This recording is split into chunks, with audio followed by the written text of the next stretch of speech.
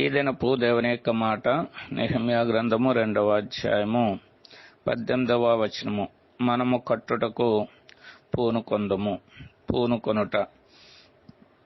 ఒక వ్యక్తి ఏదైనా పని చేయాలంటే ఆ పని చేయడానికి పూనుకునే ముందు ఏ పనైనా సరే దేవుని యొక్క సహాయం ద్వారానే మనము పూర్తి చేయగలుగుతామనేటువంటి నమ్మిక విశ్వాసము కలిగినటువంటి వారుగా ఉండాలి.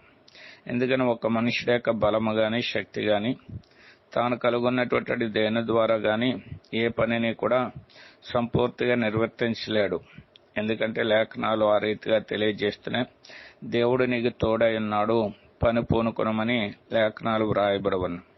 ఎవరికైతే దేవుడు తోడై ఉంటాడో వారు పూనుకున్నటువంటి ప్రతి పని కూడా ఆయన సఫలము చేసేటటువంటి వాడు ఉంటాడు. కాబట్టి ఆ సత్యాన్ని ఎరిగి మనము కూడా దేవుడు మనకు తోడుగా ఉన్నప్పుడే దాన్ని చేయగలుగుతామనేటువంటి రీతిలో మన పనులన్నిటిని పూనుకుని వాటిలో విజయం పొందుదుము గాక.